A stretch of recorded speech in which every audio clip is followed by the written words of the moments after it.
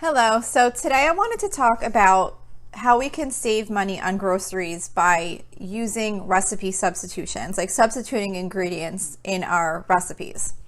So the thing is with recipes, there's no rule to follow recipes exactly. A recipe is just something that someone created to make a meal. So there's no rule that says you must follow the recipe exactly as written. But I do have to say, please don't be one of those people who writes a recipe review after explaining how you changed almost the entire recipe. That drives me crazy. Did you ever see that where you are reading a recipe review and they're like, this recipe was really awful.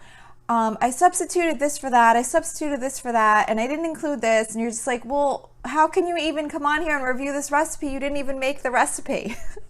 So anyway, I just wanted to point that out because it drives me nuts when I see that on a recipe site. But anyway, the thing is that with most recipes, you can substitute or leave out ingredients and still have a really good meal. Now, I'm not a huge baker. I do bake a lot of cookies and things like that, like during the holidays, but this isn't really related to baking, because I know in baking there's a lot of specific, there's more like science involved, and certain ingredients are really necessary for like how the end result turns out. So I'm really just talking about just like regular, like everyday cooking, like for your dinner meals and things that aren't like baking, just like regular cooking. Because there's a lot more flexibility in what you could do with regular, like just cooking like regular food, not baking type products. So one of the tips that I have is to really just try and focus on using up what you have when you're cooking. So one of the easiest things and most rewarding things that I can do when I'm making a recipe is using up the ingredients I already have.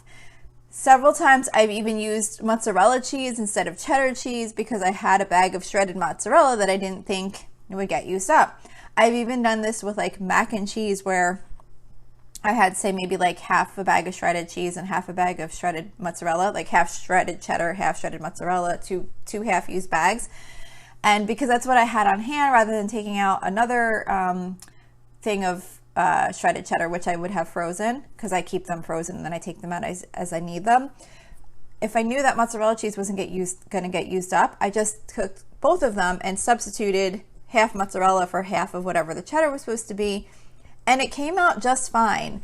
Most things will come out just fine, like with the cheese type thing example. It might come out a little bit different, but it's still good. I've even topped things that were supposed to be topped with cheddar with mozzarella instead, and it still came out really good. So sometimes I'll do a mix, but it just makes you feel so good to be able to use up what you have on hand. And I just can't stand when I spend money on food and then I have to throw it away. So it just feels really good to be able to use up similar type ingredients in a recipe for if you have things on hand that you could swap out. Usually I find I do that the most, like I said, with cheeses, like with shredded cheddar cheese or something like that. And then also, even if I'm just a little bit short on an ingredient, a lot of times I will just put in the recipe what I have instead of buying more of that ingredient if I don't have the exact amount.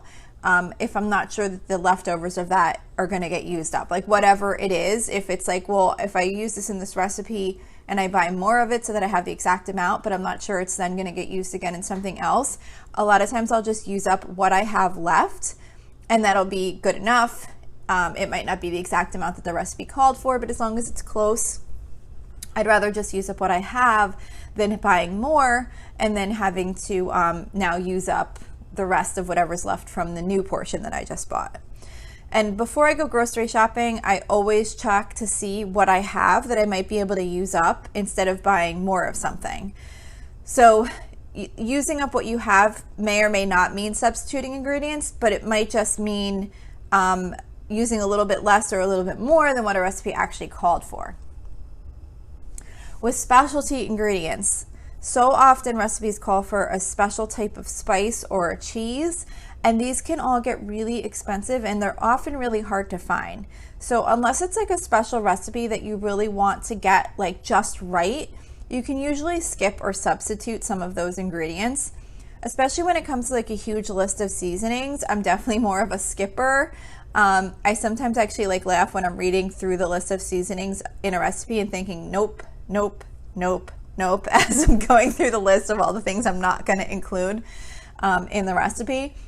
Because although they're nice to have, and I'm sure that they would make the recipe taste great, unless you're really like needing to have like a very specific taste and flavor that you're looking for, all those different seasonings add up so much. And then if you're not going to use them, they're going to wind up sitting there and going to waste.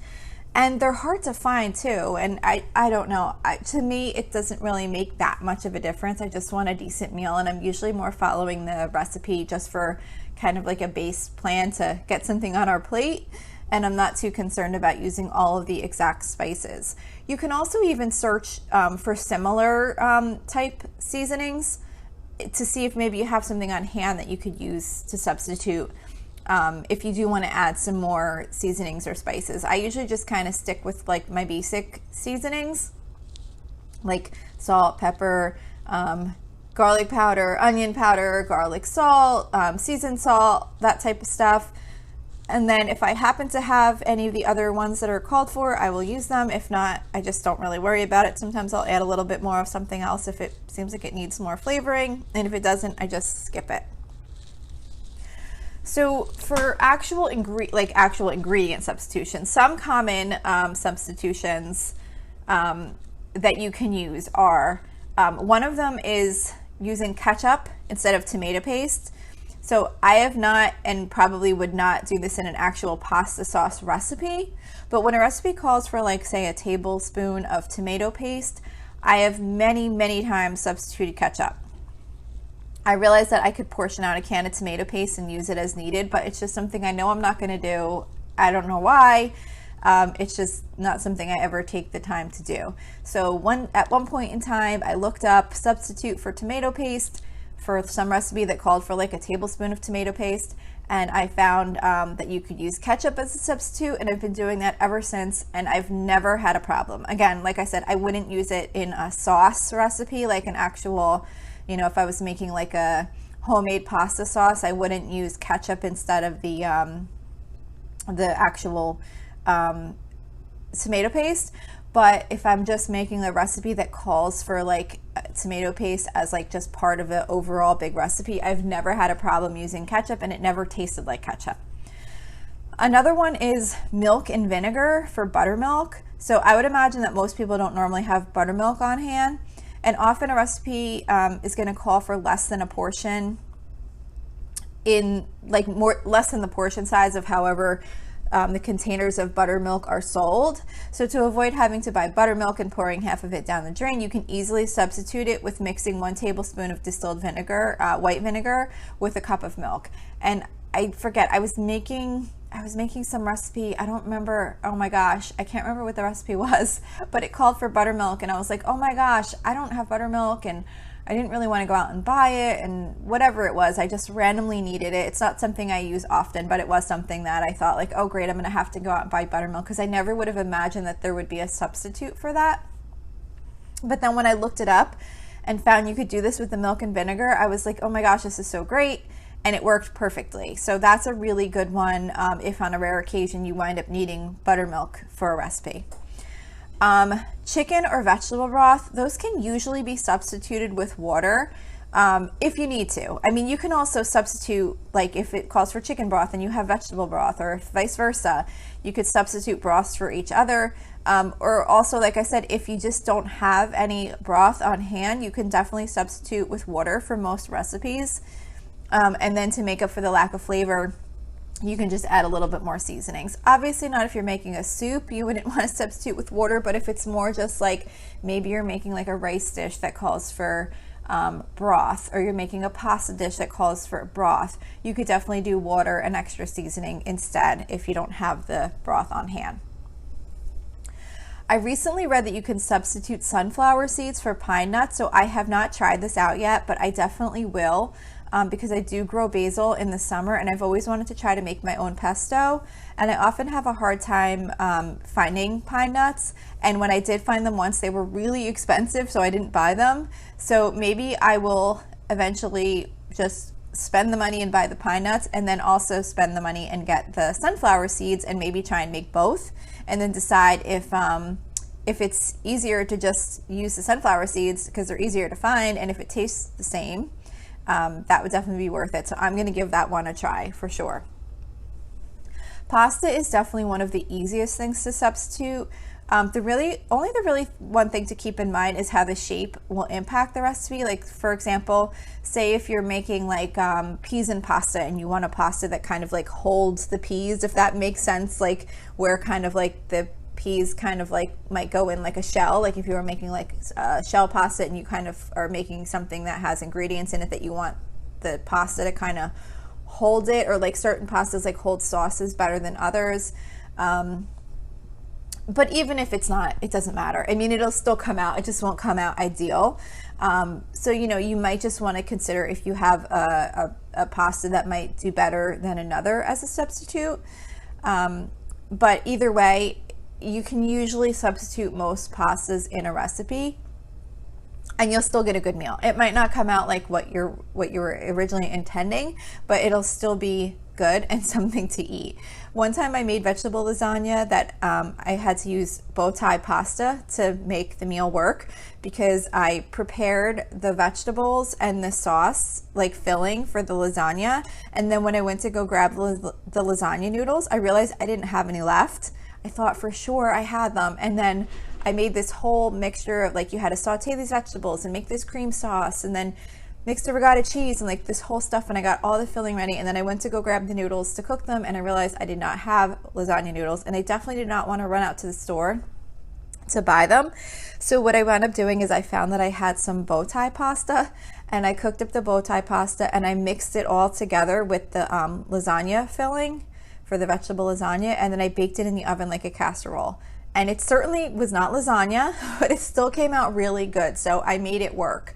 So just kind of be creative and see if you can find a way to get your meal to work with what you have by substituting certain ingredients, rather than always having to spend that extra money to purchase exactly what the recipe calls for. And there are so many other, these were just like a few substitutions, but there are so many other recipe substitutions. So if you are making a recipe or planning to purchase something for a recipe that you have upcoming, and you aren't familiar with an ingredient, or you don't really want to buy an ingredient, or you want to see if maybe you have something on hand you can use instead, just do a simple search on the internet, and you will almost always find simple substitutions for ingredients in your recipes. Just a few other tips that I wanted to include. They're not really specifically to recipe substitutions, but just kind of other cooking, grocery type related tips that I wanted to share in this episode also. So if you do have to buy something specific that's not going to be used up entirely with the recipe that you're making, try to look for other ways that it can be used. Like an example of this for me is with ricotta cheese. So the recipe that I use for baked ziti calls for 24 ounces of ricotta cheese. Where I shop, for some reason, they always just seem to carry either 15-ounce containers or 32-ounce containers. So the best I could do is get two 15-ounce containers, because ricotta cheese isn't something that I'm going to substitute or skip. And I can't really use all of that extra ricotta cheese in the ziti. So I actually found that you can put ricotta cheese on eggs. And I know it sounds kind of weird if you haven't done that before, or maybe you just would never like that, but I actually like it. I tried it and I was like, this is really good. So, so now what I do is each time, whenever I'm going to make baked ziti, I just save that extra ricotta cheese. And then for a few days in a row, after we have that, I'll have eggs with the ricotta cheese on top for breakfast for a few days. And then that way it all gets used up. So just kind of try and look and see if there's other alternative uses for any ingredients that you do choose to buy that you know you're going to have excess of, so that you can try and use those up and you're not spending money on things that you're going to wind up getting thrown out. I also frequently do searches for what to do with leftover ... For example, on Easter, we had a lot of people over and I was kind of frantic getting everything ready. And during our Easter dinner, the mashed potatoes that I had prepared earlier in the day sat in the microwave while the microwave flashed end. So I made them earlier, I mashed them up and I put them in a container, and I was like, because I just was getting the timing of getting everything together. And I was like, all right, well, I'll just reheat these in the microwave when everyone gets here. So right before everything else was done, I put them in the microwave and heated them up. And then later on, I forget what I was talking about, saying something to my mom about when I was mashing the potatoes. And she was like, mashed potatoes? I didn't remember you having mashed potatoes out. And I ran over and I looked at the microwave and it was just flashing end. I'm like, oh my gosh, they're in the microwave. And this was like long after everybody had eaten dinner. So I couldn't even put them out. So I had to figure out what the heck I was going to do with these amount of mashed potatoes, because it was so much. It was for like we had a lot of people over, so it was way more than what my family would just eat. So, some did get eaten as leftovers with the rest of the food, but with the rest of what was left after that, I made potato pancakes with. So I know, yes, it's kind of obvious. You have leftover mashed potatoes. What do you do with it? The first thing people think of, usually I think is potato pancakes, but I didn't know how to make those. And I did a quick search online and I found a really quick, easy recipe to make leftover mashed potato. It was called like leftover mashed potato pancakes, and they came out really good. And the mashed potatoes didn't go to waste, because even though it was the same food, like had I just left the rest of those mashed potatoes in there, they wouldn't have gotten eaten, because everybody was kind of tired of eating mashed potatoes and all the other Easter leftovers. So because I turned them into a new food, like not a new food, but like a new recipe, by preparing them a little bit differently, I served them as a side with another meal that we had, and it all got eaten up. So just do like a quick search for like what to do with leftover, blah, blah, blah, whatever it is that you have. And you'll often find ways to kind of turn what you have into something else that you can wind up eating up instead of throwing it out. Another tip is just to keep granular bouillon on hand for broths. So unless a recipe specifically calls for a can of broth, I never use anything but bouillon, because I can't stand to waste anything. And so often the amount of broth called for in a recipe are like odd amounts, so the whole can doesn't really ever get used a lot of times. So I know you can buy broth in resealable containers, but I never know when I'm going to be using it again. So I prefer to just keep bouillon in my cabinet. And if you haven't used it before, it's really just basically like dehydrated broth. And you just add water to it to make broth for however much you need for your recipe. So I find it really helpful to have on hand, because you can make exactly what you need and it doesn't go bad for like a long time. It's just in a jar and you just keep it, or sometimes it comes in the cubes, but I prefer the granulated kind because you can use exactly what you need and it dissolves much easier. And then also tacos, if you have tacos often, you can make your own taco meat seasoning. There's so many recipes online to make your own taco mix. I go the super lazy route in this area and I just season the meat with seasoned salt and chili powder. And my family all thinks it tastes good, so I'm just sticking with that because it's just super easy and it takes me no time to make, and I don't have to prepare like a seasoning in advance with all these different spices and things.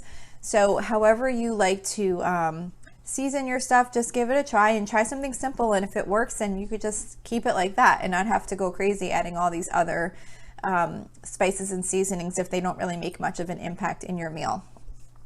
So that is it for today. I hope something in here was helpful. I'd love to hear what you do for recipe substitutions. If there's any things that you substitute a lot or any tips that you have, that would be great.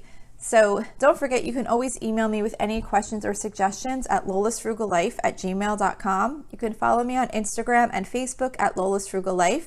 You can find blog posts for each episode on my website at lolasfrugallife.com.